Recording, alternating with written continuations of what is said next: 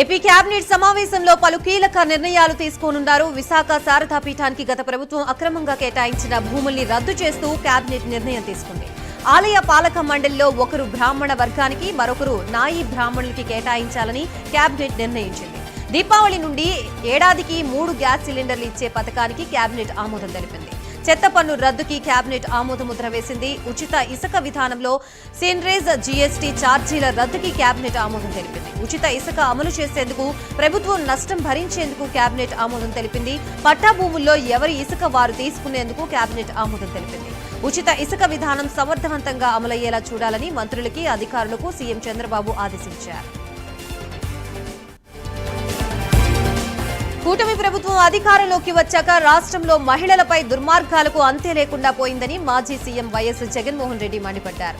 Rape కేసులో మృత్యువాత పడిన సహానా కుటుంబ సభ్యుల్ని గుంటూరు జీజీహెచ్ వద్ద పరామర్శించిన జగన్, రెడ్ బుక్ పాలనలో టీడీపీ నేతల తప్పులకి శిక్షలు ఉండవని అన్నారు. నిందితుల్ని కాపాడాలని ప్రభుత్వమే చూస్తోందని ఆరోపించారు. సహానా కుటుంబ సభ్యుల బాధని పట్టించుకునే వారే లేరని, ప్రభుత్వం నుంచి ఒక్కరు కూడా పలకరించిన దాఖలాలు లేవని ఆగ్రహం వ్యక్తం చేశారు. రాష్ట్రంలో జరుగుతున్న దారుణాలకి చంద్రబాబే బాధ్యత వహించాలని డిమాండ్ చేశారు. కడప జిల్లా బద్వేల్లో వైఎస్ జగన్ పర్యటించారు. ప్రేమోన్మాది దాడిలో ప్రాణాలు కోల్పోయిన బాలిక కుటుంబాన్ని మాజీ సీఎం పరామర్శించారు. వారిని ఓదార్చి ధైర్యం చెప్పారు. చంద్రబాబు పాలనలో మహిళలకి రక్షణ లేదు, ప్రజలకి భరోసా లేదని వైఎస్ జగన్ మండిపడ్డారు. చంద్రబాబు పాలనలో మహిళలపై అత్యాచారాలు పెరిగిపోతున్నాయని, రాష్ట్రమంతా నేర సామ్రాజ్యంగా మారుతోందని తీవ్ర ఆగ్రహం వ్యక్తం చేశారు. వైసీపీలో ఏ కార్యకర్తకి గుర్తింపు లేదని మాజీ మహిళా కమిషన్ చైర్పర్సన్ వాసిరెడ్డి పద్మ ఘాటు వ్యాఖ్యలు చేశారు. పార్టీలో క్షేత్రస్థాయిలో నాయకులకి గుర్తింపు లేదన్నారు. తాను వైసీపీలో ఉన్నంత వరకు అనేక అవమానాలు, ఇబ్బందులు ఎదుర్కొన్నానని ఆవేదన వ్యక్తం చేశారు. పార్టీని అభివృద్ధి చేయడానికి బదులు జగన్ ఈ రోజు మళ్లీ బ్లూ బుక్ అని పేరు పెట్టి ప్రజల్ని మాయ చేస్తున్నారని మండిపడ్డారు. అయితే తాను తప్పనిసరిగా రాజకీయాల్లోనే ఉంటాను అని వాసిరెడ్డి పద్మ స్పష్టం చేశారు. చంద్రబాబు పాలనలో పట్టు సాధించలేకపోయారని మాజీ మంత్రి కురసాల కన్నబాబు అన్నారు. చంద్రబాబు మాట ఎమ్మెల్యేలు ఎవరూ వినడం లేదని ఆరోపించారు. తూర్పుగోదావరి జిల్లా బలభద్రాపురం ఎంఎస్ఆర్ కళ్యాణ మండపంలో అనపర్తి నియోజకవర్గ వైసీపీ విస్తృత స్థాయి సమావేశం నిర్వహించారు. ఈ సమావేశంలో మాజీ మంత్రులు కురసాల కన్నబాబు, చెల్లుబోయిన వేణుగోపాల్, మాజీ ఎమ్మెల్యేలు జక్కంపూడి రాజా, సత్తి సూర్యనారాయణ రెడ్డి పాల్గొన్నారు. ప్రతి కార్యకర్తని వైసీపీ ఆదుకుంటుందని జక్కంపూడి రాజా తెలిపారు. భీమవరంలో మాజీ ఎమ్మెల్యే గ్రంథి శ్రీనివాస్తో వైసీపీ మాజీ మంత్రులు రాయబారం నడుపుతున్నారు. ఎన్నికల్లో ఓటమి అనంతరం నుండి వైసీపీకి దూరంగా గ్రంథి శ్రీనివాస్ ఉండటంతో ఆయన్ని బుజ్జగించేందుకు నేతలు ప్రయత్నిస్తున్నారు. ఇటీవలే పార్టీ అధ్యక్షుడు వైఎస్ జగన్ తో జరిగిన భేటీకి గ్రంథి శ్రీనివాస్ డుమ్మా కొట్టారు. దీంతో ఆయన్ని బుజ్జగించేందుకు జగన్ తరపున మాజీ మంత్రులు కారుమూరి నాగేశ్వరరావు, పేర్ని నాని రాయబారం నడుపుతున్నారు. పార్టీపై అలిగిన గ్రంథికి బుజ్జగించే ప్రయత్నం చేస్తున్నారు. జిల్లాల్లో సొంత పార్టీ నేతలే గ్రంథి శ్రీనివాస్ కి వ్యతిరేకంగా ఎన్నికల్లో పనిచేశారని ప్రచారం జరుగుతోంది. ఇప్పటికీ గ్రంథి శ్రీను వైసీపీకి రాజీనామా చేస్తారంటూ ఊహాగానాలు చక్కర్లు కొట్టడంతో అలర్ట్ అయిన వైసీపీ అధిష్టానం మాజీ మంత్రుల్ని రాయబారానికి పంపింది. ఏపీపీఎస్సీ చైర్మన్ గా మాజీ ఐపీఎస్ అధికారి అనురాధని నియమిస్తూ ఏపీ ప్రభుత్వం ఉత్తర్వులు జారీ చేసింది. ఈ మేరకు సీఎస్ నీరబ్ కుమార్ ఆదేశాలిచ్చారు. 2014 నుంచి 2019 మధ్యకాలంలో అనురాధ ఇంటెలిజెన్స్ చీఫ్, హోంశాఖ కార్యదర్శిగా కీలక బాధ్యతలు నిర్వర్తించారు. మాజీ ఐపీఎస్ అధికారి నిమ్మగడ్డ సురేంద్రబాబు సతీమణి అయిన అనురాధ కొద్ది కాలం క్రితం పదవి విరమణ చేశారు. సీనియర్ ఐఏఎస్ అమోయ్ కుమార్ విచారణ ముగిసింది. దాదాపు 7 గంటల పాటు అమోయ్ కుమార్ ని ఈడీ అధికారులు ప్రశ్నించారు. అమోయ్ కుమార్ పై గతంలో భూ కేటాయింపుల్లో అక్రమాలు జరిగాయని ఆరోపణల నేపథ్యంలో ఈడీ విచారిస్తోంది. తెలంగాణ క్యాడర్ కి చెందిన అమోయ్ కుమార్ రంగారెడ్డి, మేడ్చల్, మల్కాజ్గిరి జిల్లాలకి కలెక్టర్ గా పనిచేశారు. రంగారెడ్డి జిల్లా కలెక్టర్ గా ఉన్న సమయంలో భూ కేటాయింపుల్లో పెద్ద ఎత్తున అవినీతి, అక్రమాలు జరిగాయని ఆరోపణలున్నాయి. దీనిపై అమోయ్ కుమార్ కి ఎన్ఫోర్స్మెంట్ డైరెక్టరేట్ నోటీసులు జారీ చేసింది. అమోయ్ కుమార్ రంగారెడ్డి జిల్లా కలెక్టర్ గా విధులు నిర్వహిస్తున్న సమయంలో శంషాబాద్ లో 21 ఎకరాల భూమిని ప్రైవేటు పరం చేశారని, ధరణిలో లొసుగుల ఆధారంగా ప్రభుత్వ భూమిని ప్రైవేటు వ్యక్తులకి ధారాదత్తం చేశారని ఆరోపణలొచ్చాయి. మంత్రి కొండా సురేఖపై నాంపల్లి కోర్టులో పరువు నష్టం దావా వేసిన కేటీఆర్ విచారణకి హాజరయ్యారు. ఈ సందర్భంగా కేటీఆర్ ఇచ్చిన స్టేట్మెంట్ ని నాంపల్లి కోర్టు రికార్డు చేసింది. దాదాపు అరగంట పాటు కేటీఆర్ స్టేట్మెంట్ ఇచ్చినట్లు సమాచారం. స్టేట్మెంట్ తర్వాత మంత్రి కొండా సురేఖ చేసిన వ్యాఖ్యల వీడియోని సైతం కోర్టుకి సమర్పించారు కేటీఆర్. అయితే కేటీఆర్ వాంగ్మూలంతో పాటు సాక్షులుగా దాసోజు శ్రవణ్ స్టేట్మెంట్ ని కూడా కోర్టు నమోదు చేసింది. నాగ చైతన్య, సమంతల విడాకులకు కేటీఆర్ కారణమని కొండా సురేఖ ఆరోపించగా ఆమెపై కేటీఆర్ 100 కోట్ల పరువు నష్టం దావా వేశారు. తదుపరి విచారణని ఈ నెల 30కి వాయిదా వేసింది నాంపల్లి కోర్టు. మంత్రి కొండా సురేఖపై సినీ నటుడు అక్కినేని నాగార్జున వేసిన పరువు నష్టం కేసు విచారణ నాంపల్లి స్పెషల్ కోర్టులో జరిగింది. మంత్రి కొండా సురేఖ నాంపల్లి స్పెషల్ కోర్టుకి హాజరు కావాల్సి ఉన్న నేపథ్యంలో ఆమె తరపున వకాల్తా ఫైల్ వేశారు అడ్వకేట్ గుర్మిట్ సింగ్. సమంతతో నాగ చైతన్య విడిపోవడానికి కేటీఆర్ కారణమంటూ కొండా సురేఖ చేసిన వ్యాఖ్యలపై నాగార్జున 100 కోట్ల పరువు నష్టం దావా వేశారు. కొండా సురేఖ చేసిన వ్యాఖ్యలతో తమ కుటుంబ పరువు పోయిందని అందుకే కోర్టులో పరువు నష్టం దావా వేశారు నాగార్జున. అయితే ఈ కేసులో మంత్రి కొండా సురేఖకి ఇప్పటికే కోర్టు సమన్లు జారీ చేసింది. కేరళలోని వాయనాడు ఉప ఎన్నికల్లో అభ్యర్థిగా కాంగ్రెస్ నాయకురాలు ప్రియాంక గాంధీ నామినేషన్ దాఖలు చేశారు. నామినేషన్ వేయడానికి ముందు భారీ ర్యాలీ నిర్వహించారు. అనంతరం స్థానిక కాంగ్రెస్ నేతలు ఏర్పాటు చేసిన బహిరంగ సభలో పాల్గొన్నారు. కార్యకర్తలకి నిత్యం అందుబాటులో ఉంటానని, పార్టీ ఇచ్చిన అవకాశాన్ని సద్వినియోగం చేసుకుంటానని ప్రకటించారు. ప్రియాంక గాంధీ నామినేషన్ కార్యక్రమంలో కాంగ్రెస్ చీఫ్ మల్లికార్జున్ ఖర్గేతో పాటు పార్టీ అగ్రనేతలు సోనియా గాంధీ, రాహుల్ గాంధీ, ప్రియాంక భర్త రాబర్ట్ వాద్రా కుమారుడు హాజరయ్యారు. తెలంగాణ సీఎం రేవంత్ రెడ్డి, రాష్ట్ర ఇన్ఛార్జ్ దీపాదాస్ మున్షి కూడా హాజరయ్యారు. భారత చర్చల దౌత్యానికి మద్దతు ఇస్తుందని, యుద్ధానికి కాదని బ్రిక్స్ సదస్సులో ప్రధాని నరేంద్ర మోదీ మరోసారి స్పష్టం చేశారు. రష్యా ఉక్రెయిన్ వివాదాన్ని శాంతియుత చర్చలతో పరిష్కరించుకోవాలని అన్నారు.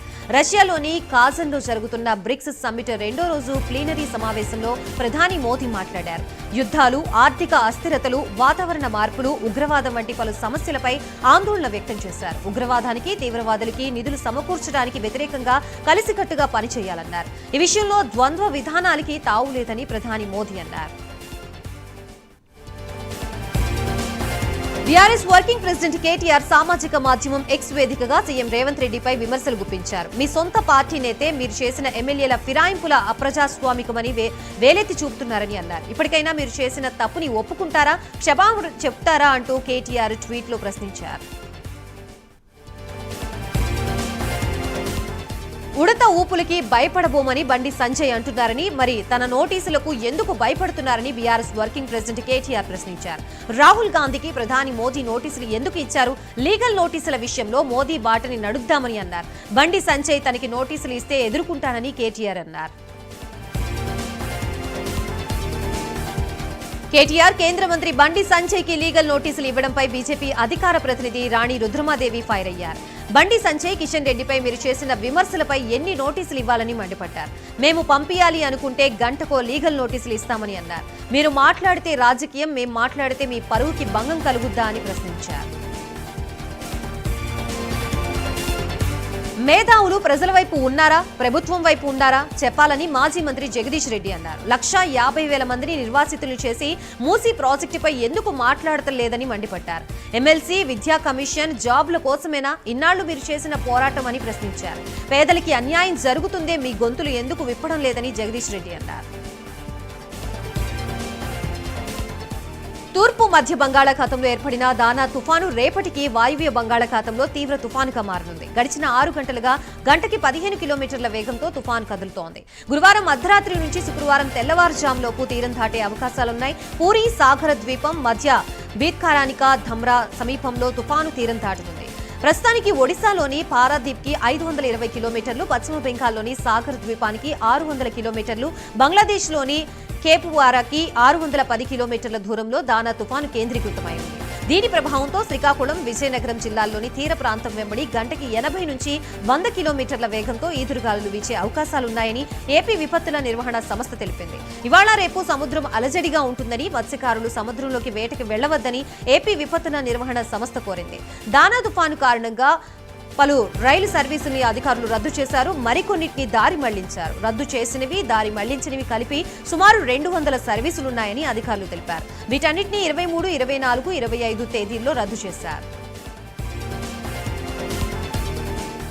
తిరుమల శ్రీ వెంకటేశ్వర స్వామి వారిని తెలంగాణ రాష్ట్ర మహిళా శిశు సంక్షేమ శాఖ మంత్రి సీతక్క దర్శించుకున్నారు. శ్రీవారికి పుష్పాలు అలంకరించే తోమల సేవలో కుటుంబ సభ్యులతో కలిసి ఆమె పాల్గొని మొక్కులు చెల్లించుకున్నారు. దర్శన అనంతరం ఆలయ రంగనాయకుల మండపంలో వేద పండితులు వేద ఆశీర్వచనం అందించగా ఆలయ అధికారులు శ్రీవారి తీర్థ ప్రసాదాలు అందజేసి పట్టు వస్త్రంతో సత్కరించారు.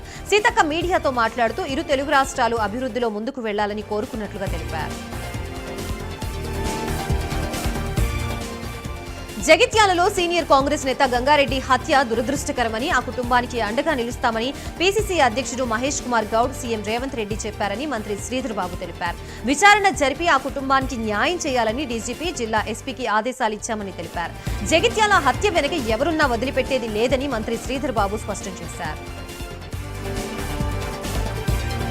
ఉప్పల్ నియోజకవర్గంలోని మూసీ పరివాహక ప్రాంతాల్ని ఎంపీ ఈటెల రాజేందర్ పరిశీలించారు. రామాంతపూర్లోని కేసీఆర్ నగర్, బాలకృష్ణ నగర్, సాయికృష్ణ నగర్ ప్రాంతాల్లో ఈటెలతో పాటు మాజీ ఎమ్మెల్యే ప్రభాకర్ పర్యటించారు. అక్టోబర్ 25న ఇందిరా పార్క్ వద్ద మూసీ బాధితుల కోసం చేపట్టే ధర్నాకి తరలి రావాలని ఈటెల పిలుపునిచ్చారు.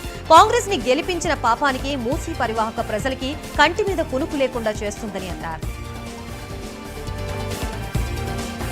కుల గణనతోనే అణగారిన వర్గాలకి సమన్యాయం జరుగుతుందని కాంగ్రెస్ సీనియర్ వి హనుమంతరావు అన్నారు. తెలంగాణలోనూ కుల గణన ప్రారంభమవుతుందని, అన్ని వర్గాల ప్రజలు ముందుకొచ్చి వారి కులాన్ని నమోదు చేసుకోవాలని కోరారు. కాంగ్రెస్ అగ్రనేత రాహుల్ గాంధీ కుల గణన చేపట్టాలనే కృత నిశ్చయంతో ఉన్నారని ఆయన తెలిపారు. నకరేకల్ మాజీ ఎమ్మెల్యే చిరుమర్తి లింగయ్యని చిట్యాల వద్ద పోలీసులు అరెస్ట్ చేశారు. యాదాద్రి భువనగిరి జిల్లా రామన్నపేట మండల కేంద్రంలో జరగనున్న అంబుజా సిమెంట్ ఫ్యాక్టరీ ప్రజాభిప్రాయ సేకరణ కార్యక్రమంలో పాల్గొనడానికి వెళుతున్న మాజీ ఎమ్మెల్యేని పోలీసులు అరెస్ట్ చేసినట్లు ఆయన అనుచరులు తెలిపారు. హర్యానా ఎన్నికల ఫలితాల్లో బీజేపీ అఖండ విజయం సాధించిందని బీజేపీ ఎమ్మెల్యే నల్లిమిల్లి రామకృష్ణారెడ్డి అన్నారు. జమ్మూ కాశ్మీర్లో కూడా గణనీయమైన సీట్లు గెలుపొందడంతో కాంగ్రెస్ నాయకులు జీర్ణించుకోలేకపోతున్నారని చెప్పారు. అందుకే కాంగ్రెస్ మాజీ కేంద్ర మంత్రి తప్పుడు వ్యాఖ్యలు చేస్తున్నారన్నారు. కేంద్రంలో మూడోసారి ప్రధాని మోదీ నాయకత్వాన్ని ప్రజలు కోరుతున్నారని, కాంగ్రెస్ ఓటమికి గల కారణాలు విశ్లేషించుకోకుండా ప్రజా తీర్పుని తప్పుపట్టడం సరైనది కాదని తెలిపారు. కాకినాడ జిల్లా కేంద్రంలో ఎమ్మెల్యే వనమాడి కొండబాబు పర్యటించారు. ఆదికవి నన్నయ్య విశ్వవిద్యాలయం పరిధిలోని తైక్వాండో ఇంటర్ కాలేజీ పోటీల్ని ఎమ్మెల్యే ప్రారంభించారు. కాకినాడలో జాతీయ స్థాయి క్రీడాకారులు ఉన్నారని వనమాడి కొండబాబు అన్నారు. జగన్నాథపురంలోని 66 కోట్ల రూపాయల వ్యయంతో స్టేడియం నిర్మిస్తామన్నారు. ఏపీ టిట్కో చైర్మన్ గా వేములపాటి అజయ్ కుమార్ బాధ్యతలు స్వీకరించారు. ఈ సందర్భంగా ఆయనకి మంత్రి కందుల దుర్గేష్ శుభాకాంక్షలు తెలిపారు. అజయ్ కుమార్ కి ప్రభుత్వం సముచిత స్థానం కల్పించడం ఆనందంగా ఉందని ఆయన తెలిపారు. టిట్కో ఇళ్ల లబ్ధిదారులకి కూటమి ప్రభుత్వంలో న్యాయం చేయాలని అజయ్ కుమార్ ని కోరారు. వరంగల్లోని కాకతీయ యూనివర్సిటీలో అధికారుల నిధులు గోల్మాల్ చేశారు. కన్వీనర్ నరసింహాచారి, మాజీ వీసీ రమేష్ ఐసెట్ 2024 నిధుల్ని దోచుకున్నారని విద్యార్థి సంఘాలు ఆరోపించాయి. 31 లక్షలు తమ స్వంత ఖాతాల్లోకి బదిలీ చేశారని విమర్శించారు. ఐసెట్ 2024 నిర్వహణ కోసం ప్రభుత్వం 99 లక్షల బడ్జెట్ కేటాయించింది.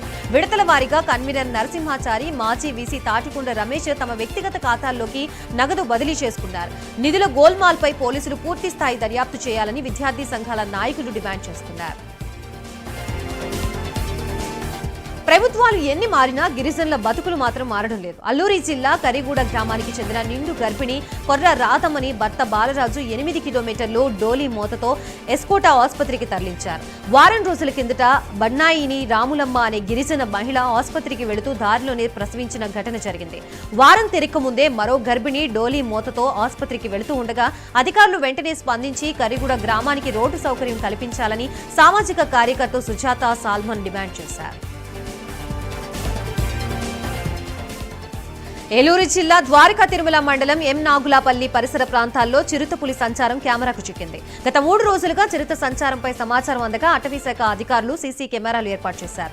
దీంతో చిరుత సంచారంపై స్పష్టత రాగా 3 బృందాలుగా ఏర్పడి చిరుతను పట్టుకోవడానికి ప్రయత్నాలు చేస్తున్నారు. అయితే ప్రజలంతా అప్రమత్తంగా ఉండాలని, రాత్రివేళ ఒంటరిగా సంచరించవద్దని హెచ్చరించారు.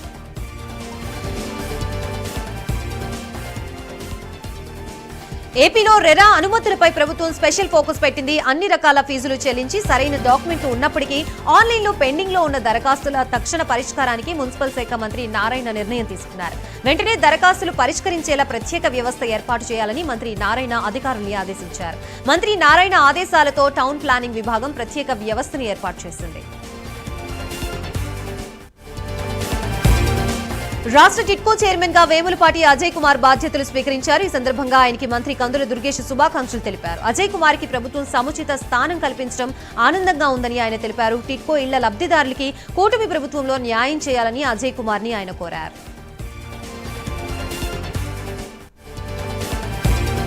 ఉత్తరాంధ్ర జీవనాడి మూలపేట పోర్టుని వైసీపీ ప్రభుత్వంలోనే 80% పూర్తి చేశామని ఎమ్మెల్సీ దువ్వాడ శ్రీనివాస్ తెలిపారు. మూలపేట పోర్టుకి మంత్రి అచ్చెన్నాయుడు కొబ్బరికాయ కొట్టడంపై దువ్వాడ ప్రశ్నలు సంధించారు. స్థానికుల్ని ఉద్యోగాల నుంచి తొలగించడంపై ఆగ్రహం వ్యక్తం చేసిన దువ్వాడ పోర్టు నిర్మాణం కోసం మూలపేట విష్ణుచెక్క గ్రామాలు చేసిన త్యాగాలకి ప్రతిఫలం అందించాల్సిన అవసరం ప్రభుత్వంపైనే ఉందన్నారు. మాజీ మంత్రి వైసీపీ నేత పినిపే విశ్వరూప్ కుమారుడు శ్రీకాంత్ కి అమలాపురం కోర్టు 14 రోజుల రిమాండ్ విధించింది. వాలంటీర్ దుర్గాప్రసాద్ హత్య కేసులో పినిపే శ్రీకాంత్ ప్రధాన నిందితుడిగా ఉన్నారు. మంగళవారం రాత్రి 11 గంటల తర్వాత శ్రీకాంత్ ని కొత్తపేట పోలీసులు అమలాపురంలో న్యాయమూర్తి ముందు కోర్టులో హాజరుపరిచారు.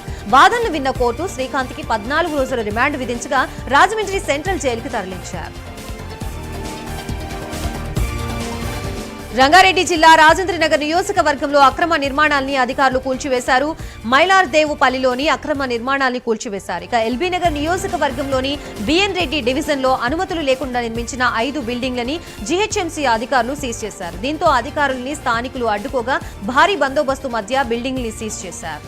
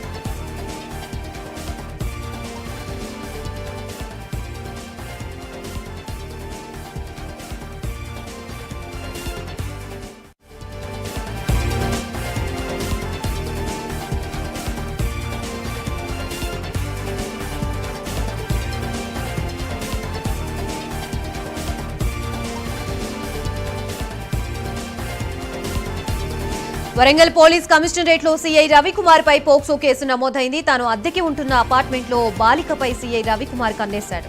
ఇంట్లో ఎవరూ లేని సమయంలో బాలికపై అత్యాచారం చేసేందుకు ప్రయత్నించాడు. సీఐ రవికుమార్ నుంచి తప్పించుకున్న బాధితురాలు పేరెంట్స్ కి విషయం చెప్పింది. దీంతో సీఐ రవికుమార్ పై బాలిక పేరెంట్స్ కాజీపేట పిఎస్ లో ఫిర్యాదు చేశారు. పోలీసులు కేసు నమోదు చేసి దర్యాప్తు ప్రారంభించారు. 5 రోజుల క్రితం 4 ఏళ్ల చిన్నారిపై అత్యాచార యత్నం జరిగిందని ఆరోపణ నిమిత్తం యోగి అనే నిందితుడిని అరెస్ట్ చేసి పోక్సో కింద కేసు నమోదు చేసి దర్యాప్తు చేస్తున్నట్లు పోలీసులు తెలిపారు. ఈ ఘటన మేడ్చల్ జిల్లా కుత్బుల్లాపూర్ మండలం దుండిగల్ పోలీస్ స్టేషన్ పరిధిలోని బౌరంపేటలో జరిగింది. ఈ ఘటనపై సమగ్ర విచారణ జరిపి నిందితుడిని కఠినంగా శిక్షించాలని మేడ్చల్ డీసీపీకి ఫిర్యాదు చేయడానికి MLC Shambipur Raj, Quthbullapur MLA KP వివేకానందపేట, బషీరాబాద్లోని డీసీపీ కార్యాలయానికి వెళ్లారు. భార్యని భర్త కత్తితో పొడిచిన ఘటన నిర్మల్ జిల్లా కేంద్రంలోని ఓ డయాగ్నోస్టిక్ సెంటర్లో చోటు చేసుకుంది. స్థానికులు తెలిపిన వివరాల ప్రకారం డయాగ్నోస్టిక్ సెంటర్లో పనిచేస్తున్న భార్య నవనీతపై భర్త గోవింద్ కత్తితో దాడి చేశాడు. ఇది గమనించిన స్థానికులు వెంటనే ఆమెని ప్రైవేట్ ఆసుపత్రికి తరలించారు. అనంతరం ఘటనా స్థలానికి చేరుకున్న పోలీసులు కేసు నమోదు చేసి దర్యాప్తు చేస్తున్నట్లు తెలిపారు. మాదాపూర్లోని నారాయణ కాలేజీలో విషాద ఘటన చోటు చేసుకుంది. కాలేజీ బిల్డింగ్ పై నుంచి జారిపడి ఇంటర్ ఫస్ట్ ఇయర్ విద్యార్థి శివకుమార్ మరణించాడు. మృతుడు రైల్వే కోడూరు వాసిగా గుర్తించారు. పోస్టుమార్టం నిమిత్తం మృతదేహాన్ని గాంధీ ఆసుపత్రికి తరలించారు. ఈ ఘటనపై పోలీసులు కేసు నమోదు చేసి దర్యాప్తు చేస్తున్నారు. భద్రాద్రి కొత్తగూడెం జిల్లా పాల్వంచలో విద్యుత్ లైన్ ఇన్స్పెక్టర్ ఏసీబీ వలకి చిక్కాడు. పాల్వంచ మండలం విద్యుత్ లైన్ ఇన్స్పెక్టర్ నాగరాజు లంచం తీసుకుంటూ ఏసీబీకి చిక్కారు. విద్యుత్ మీటర్ కనెక్షన్ విషయమై 26,000 రూపాయల లంచం ఇవ్వాలని లైన్ ఇన్స్పెక్టర్ నాగరాజు డిమాండ్ చేశారు. ఇంటి యజమాని ఏసీబీకి ఫిర్యాదు చేయడంతో ఏసీబీ అధికారులు రంగంలోకి దిగారు. లైన్ ఇన్స్పెక్టర్ నాగరాజు లంచం తీసుకుంటూ ఉండగా ఏసీబీ అధికారులు రెడ్ హ్యాండెడ్ గా పట్టుకున్నారు.